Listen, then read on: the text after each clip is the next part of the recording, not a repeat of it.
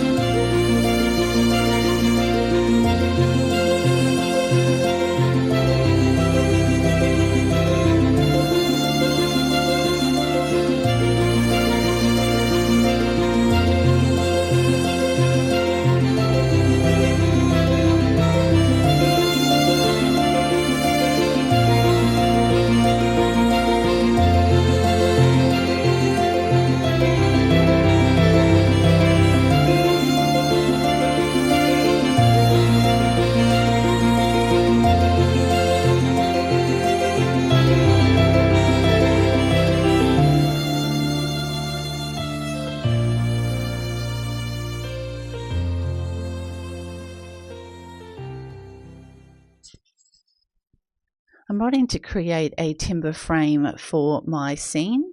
So I've grabbed out one of the pieces of pattern paper from the Wood Textures #1 paper pack and my largest rectangle die. And I'm just working out where on the panel that I want my timber frame to sit. So I've grabbed out my washi tape and we'll tape that down. I've brought over my die cutting machine and I'm only going to do some partial cutting. So my top plate, I'm only placing it partly over my die because I want to extend that a little bit further as I want my scene to be a little bit bigger. So I just hold that top panel to make sure it doesn't move as I run it through my machine. And then I'll flip this around so you'll see me now. I've got the panel that's been cut on the left. So you'll see me turn it around in a moment. I'm sorry, I've got it a bit out of camera there. So I'll flip this around because that end on the right's already now been cut and I'm just wanting to extend that on the left.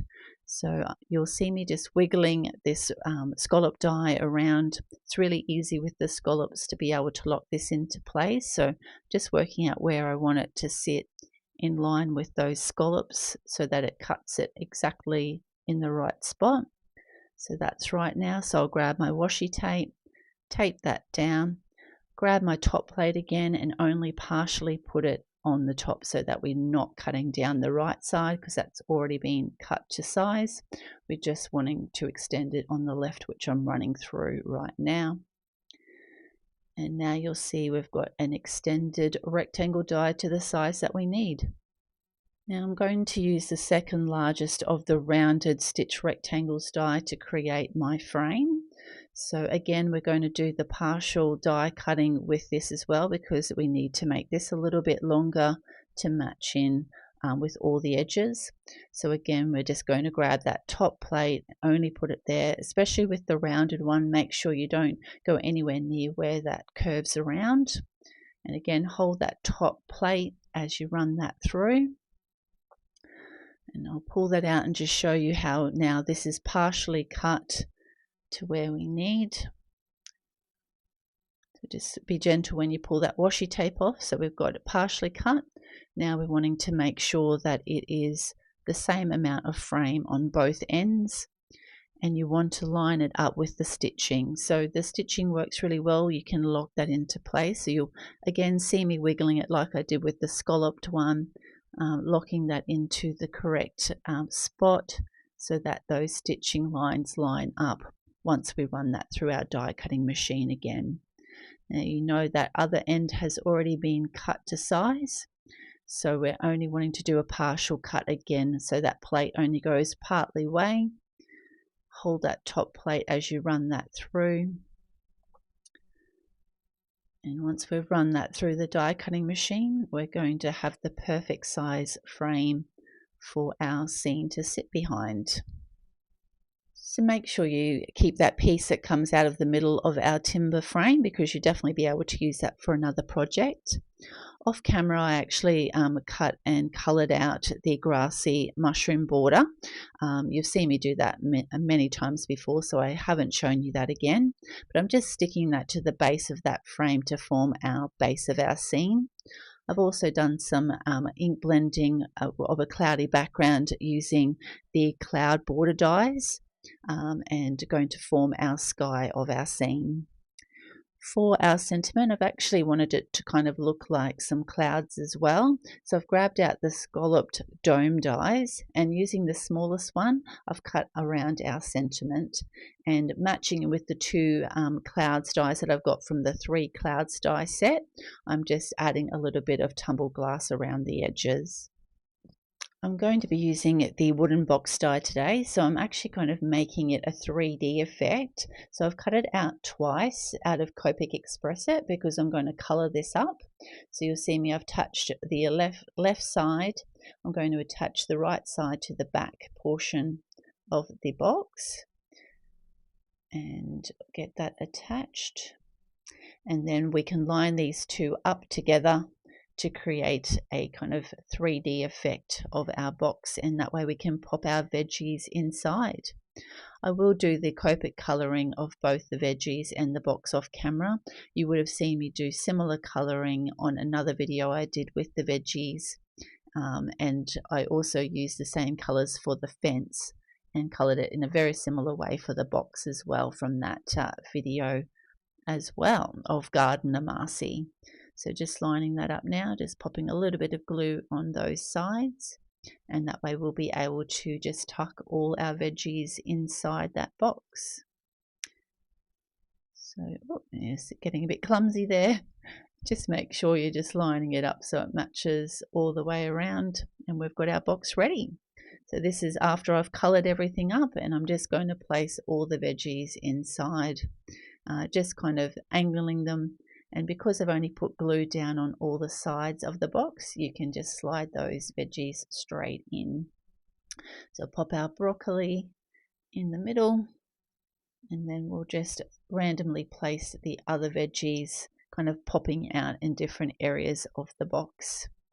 So I've just grabbed, because you can see my glue bottle was leaking there, so I didn't want to waste it, so I've just grabbed a little tool to just scrape up some small amounts of glue to get these attached to our box.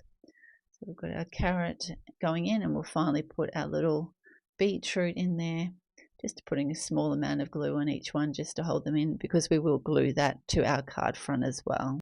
Off camera, I have cut and scored a white card base and cut all the panels that we'll be using for our card, and I will have all the measurements in the description box below for you.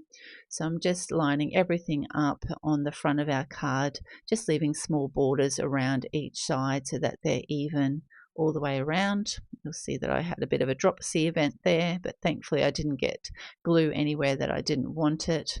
So just give it a good press down, and then we'll get our scene panel on the top as our final layer. Just again lining everything up and giving that a good press down. Now I'm going to organize where I want to place all my elements. So my veggie box, I'm kind of going to be tucking behind that grass panel because I only put a little bit of glue on that grass panel near the frame. So you'll see me just kind of moving those little mushrooms up out of the way and just sliding that box into place and just giving that a good press down. Now I'll also pop my sentiment up the top, just kind of lining up those scallops, and I'm only just going to put it just right up the top so that it's sitting over that cloudy background and on the frame. And then we'll pop our two clouds dies that I've ink blended a little bit with the tumbled glass at the bottom. So I'll put the smaller one at the back to the right hand side of that frame, and then I'll pop the bigger one just partially over that smaller one and just down a little bit. So just angle that and we'll get that attached. And now we'll work out where we're wanting all our guinea pigs to go.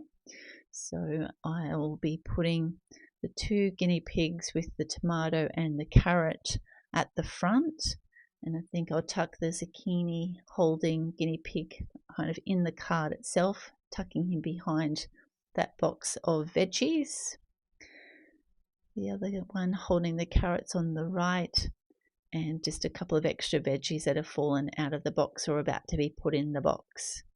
So I will actually decided as I was doing this I was going to glue it all down, but then I decided for those front ones I'm going to put some foam tape and prop them up.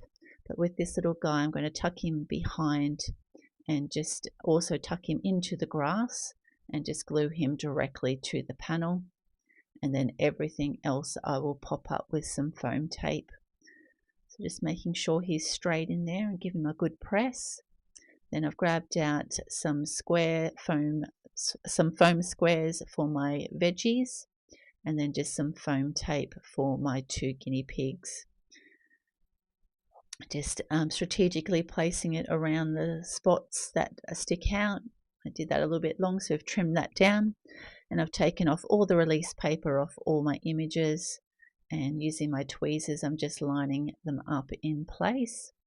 So I'll pop our two guinea pigs down on the bottom of the frame and then just get those two veggies attached to the front of our grass in front of our veggie box. You'll see I've got it stuck to my finger here, it didn't want to come off. And we'll get our tomato attached there as well. And this is the finished card project for today. These guinea pigs are just so gorgeous. I had so much fun coloring them up, and these veggie box and veggies just make such a cute addition to this card. I had so much fun making this card, and I hope you've had fun watching. If you have, please hit the like button, and if you'd like to see any future videos, please hit the subscribe button. Thanks so much for watching. Have a great day. Bye.